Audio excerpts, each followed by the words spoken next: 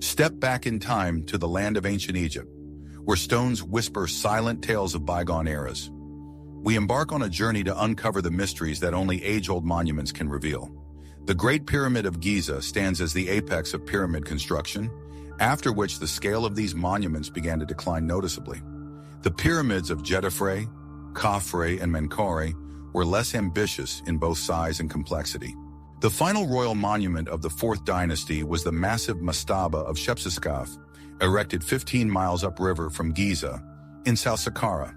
The reign of Userkaf is often seen as the end of the Fourth Dynasty, a period beyond which many pyramid researchers don't venture. It's true, the pyramids of the Fifth and Sixth Dynasties lack the grandeur of their predecessors. Stripped of their Tura limestone casings, they appear as unassuming mounds, failing to ignite the imagination of the average tourist. However, these forgotten monuments hold a wealth of knowledge within their chambers and corridors, information that has largely remained unexamined. Once captivated by the world of pyramids, one might begin with the most impressive examples, only to later find oneself searching for something new and unique within each humble pile of stones. Leaving the jokes aside, one must admit that these monuments are truly breathtaking, especially when you delve into their hidden internal structures. Access to these pyramids is often challenging, primarily because many are still undergoing restoration to ensure safe passage. Until recently, the pyramid we are about to explore remained inaccessible since the early 1800s. So today we are venturing into the Pyramid of Userkaf, the first pharaoh of the Fifth Dynasty and one of the least explored Egyptian pyramids. Userkaf is believed to be either the grandson or great-grandson of Khafre, indicating that relatively little time separates these remarkable structures. For those questioning whether this pyramid holds the same allure, numerous comparisons can be drawn to the Great Pyramids of Giza, aiding in a broader understanding. Perhaps Userkaf is conveniently overlooked because much of his pyramid complex defies the norms and conventions of that era. For instance, Userkaf's temple complex is built on a north-south axis rather than the east-west alignment, seemingly integral to every other pyramid project of the time. Strangely, Userkaf chose a burial site as close as possible to Djoser's step pyramid complex. This serves as a potent reminder that each king ultimately establishes their own rules, even if every pyramid project, to some degree, represents a continuation of its predecessor.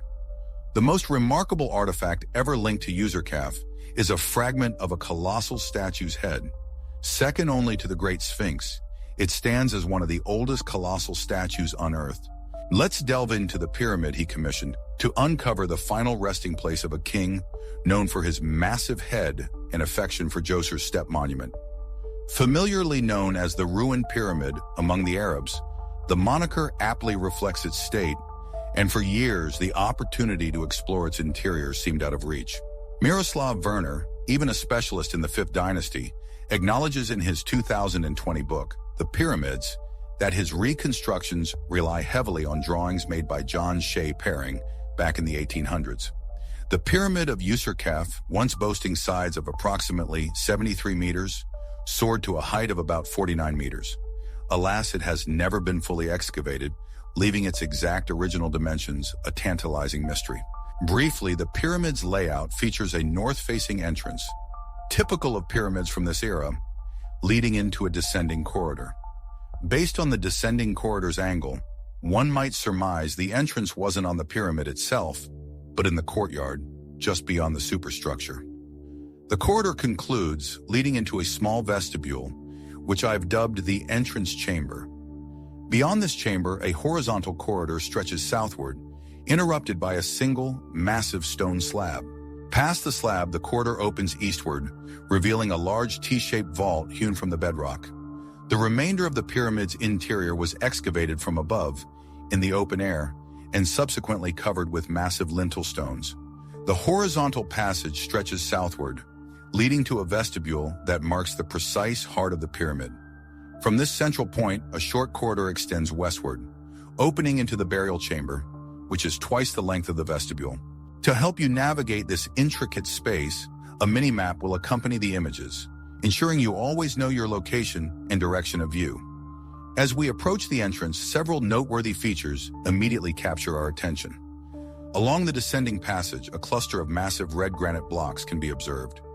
Deep within the ancient sands, remnants whisper tales of forgotten security measures, designed to safeguard the pharaoh's final resting place.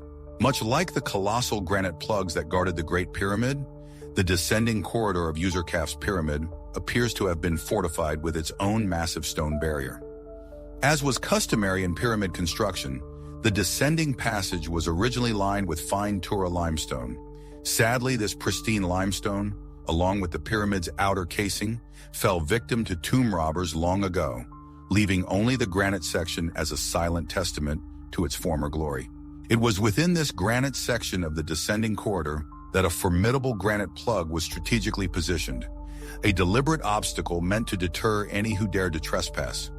Today, only fragmented remains of this ancient security measure offer us a glimpse into the elaborate precautions taken to protect the pharaoh's eternal slumber. The architectural blueprint was replicated in the Pyramids of Kings from the Fifth and Sixth Dynasties, where physical traces of similar passageways endure. The descending corridor, once ransacked, spent millennia choked with debris. It was only in recent times that it was cleared and reinforced with modern stonework.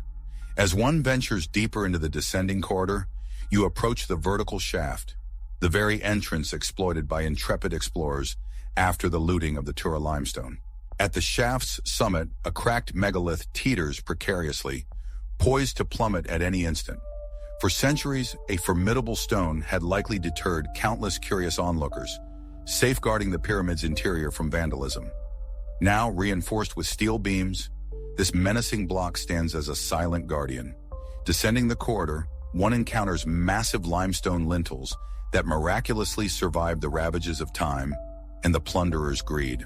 The steps and walls bear the marks of restoration, a testament to efforts to preserve this ancient wonder.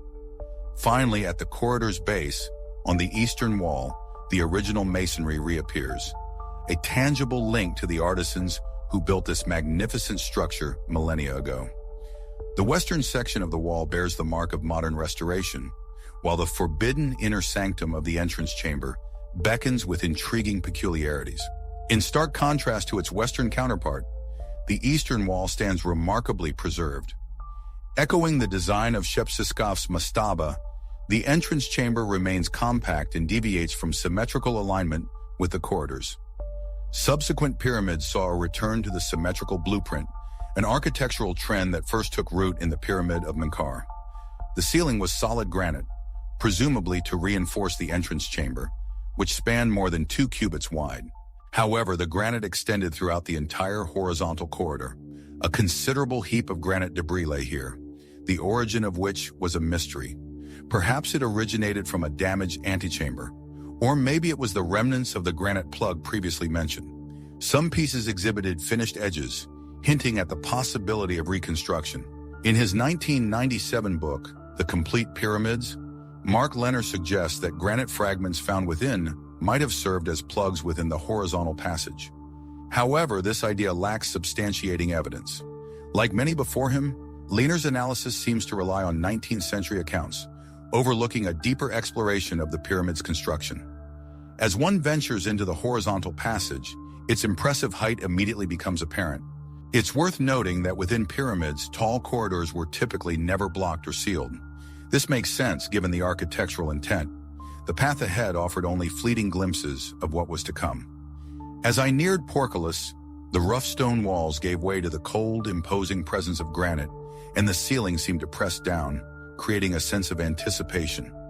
Then the corridor opened, revealing a sight that stole my breath away. I remember the first time I saw it, I nearly fell from my chair in astonishment. In the granite ceiling, directly above the passage, a perfect circular torus had been carved with absolute precision. How could such a detail remain unnoticed in archaeological records? The Old Kingdom pyramids are renowned for their austere interiors, their blank walls challenging every researcher to find meaning in such meager clues. And yet those rare exceptions to this asceticism, like this lintel, are often overlooked. This enigmatic decorative element, carved in granite, casts a shadow of doubt on the accepted theory of pyramid evolution. The cafe boasts a subtle torus molding just above its upper portcullis, a detail nearly hidden from view as access is restricted. A similar feature adorns both sides of Menkaur's portcullis. While Userkaf abandoned this design, it resurfaced in Userkaf's pyramid, suggesting that this aesthetic choice was more than mere imitation. It seems it held a significant, perhaps essential function in pyramid construction. Given the absence of other ornamentation, this particular element likely carried profound meaning for the ancient Egyptians. The lone portcullis barring the corridor presents a significant anomaly. Within Khufu's Great Pyramid, 3 vertical portcullis blocks were employed, a design emulated by subsequent Old Kingdom pharaohs after Khafra. However, this particular portcullis defies that convention. Crafted from massive granite, it stands at nearly 70 centimeters thick, almost double the dimensions of any portcullis stone found within the Great Pyramid. This represents a stark deviation from the established pattern of diminishing portcullis block sizes observed from Khufu to Khafre and onwards to Menkaur and Userkaf. Beneath the portcullis of Userkaf lie the telltale signs of ancient excavations, hinting at a daring, early method of intrusion. It's believed that resourceful individuals vertically tunneled through the very structure of the pyramid. Once deep enough, they strategically breached a corner, finally gaining entry to the hidden internal chambers. The choice of this entry point was no accident. It was meticulously selected to preserve the delicate lintels supporting the ceilings of the inner passages and to minimize the destruction of the formidable granite blocks. To succeed, these tomb raiders needed an astonishingly accurate knowledge of the pyramid's internal layout, a testament to their cunning and expertise. This audacious technique mirrors the methods frequently employed to plunder the mastabas of the Old Kingdom. Beyond the portcullis, a horizontal corridor stretches onward, but its path is soon intersected by another passage, beckoning eastward, promising further mysteries within the ancient stone. The corridor maintains its diminished height, a quirk left by portcullis modifications, with walls and ceiling now clad in granite. The symmetry of the passage is broken by a block of granite, an anomaly of profound darkness. This choice feels deliberate, as if intended to harmonize the unconventional transition. Unlike other pyramids, the Pyramid of Userkaf possesses a distinctive feature, a break in its horizontal passage, specifically oriented eastward. Rounding the bend, the eye is drawn to the point where this ebon granite merges with the bedrock, itself enveloped in Tura limestone blocks. Stepping into the T-shaped recess, believed to have once served as a storage niche, one observes that despite past looting, a notable number of stone blocks remain. The original placement of the limestone walls is betrayed by the floor, its edge subtly elevated above the level where the wall's foundation once rested. A closer inspection of the exposed bedrock reveals vast crystalline formations of salt. Reports indicate that in previous centuries, the Queen's Chamber and the Grand Gallery of the Great Pyramid were afflicted by similar salt deposits. Gazing upon these salt crystals offers a stark glimpse into the scale of degradation within the Great Pyramid and the physical evidence that has been irrevocably lost. The ceiling still bore faint traces of lime plaster, a ghostly reminder of its once coated surface. Retracing steps back into the horizontal corridor, we continued southward towards the antechamber, its low ceiling pressing down.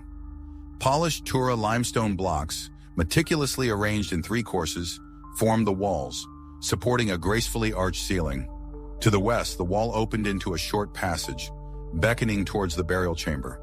On the northern wall near the horizontal corridor, an odd formation of chisel marks caught the eye.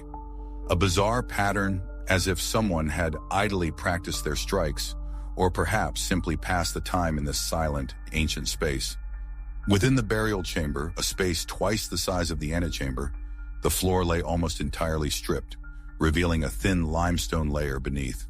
This discovery marks a crucial starting point for piecing together the missing floor covering in the Queen's Chamber of the Great Pyramid. Along the southern wall, several ceiling beams were carefully excavated to reveal their full length. Howard Weiss suggested that the walls beneath these beams are uneven and slightly inclined to support a sloping ceiling, although this claim is difficult to verify with certainty. The sarcophagus itself is shattered and mostly gone, yet its lid has survived in remarkably good condition. Amidst the wreckage, the hope of salvaging useful components flickered. High on the southern wall, A pair of niches had been carved flanking the sarcophagus's former resting place. Positioned at the same height, they likely served to ease its heavy lid shut. Across the chamber, a single square niche stretched from the floor, its purpose now a haunting mystery.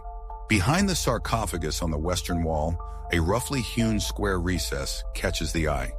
It's likely a telltale sign of ancient tomb robbers, testing for hidden chambers behind the stone, a tactic mirrored in the Maiden Pyramid, where a similar indentation marks the same spot.